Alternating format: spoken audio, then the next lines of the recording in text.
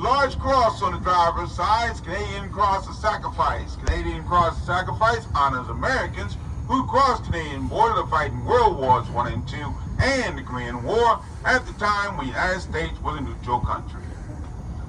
Sec 13 on the driver's side is a large contingent of Civil War combatants laid to rest here, about 16,000 in Section 13. Sec 13 is also the final resting place of George Washington Parke Custis and his wife, Mary Lee Fitzhugh. George Washington Parke Custis was the original owner of this site when it was a plantation. He was the grandson of Martha Washington and her first husband. When her first husband passed away, Martha Washington and her second husband, George Washington, would raise George Washington Parke Custis as their son.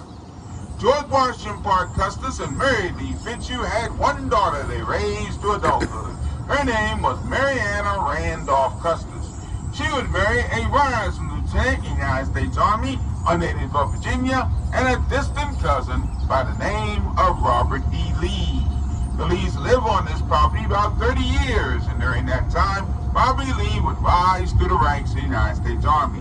In April of 1861, as the Civil War broke out, President Abraham Lincoln would offer Colonel Robert E. Lee command of all the Union troops in the field. However, Lee was from Virginia. He could not bear to fight against his fellow Virginians. The Lees leave this property in 1861, property seized by the United States government because strategic overlook of Washington, D.C. No Lee would live here again.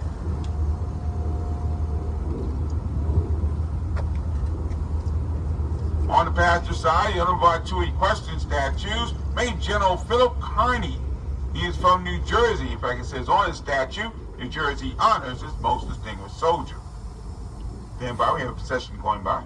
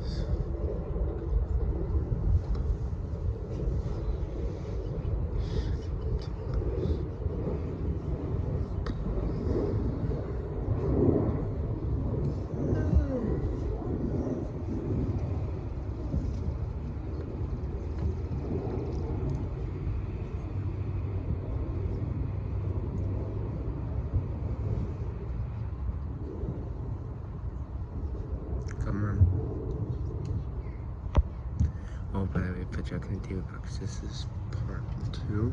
This is part 2. This is part 2. We had part 1. Now this is part 2. And we have part 3.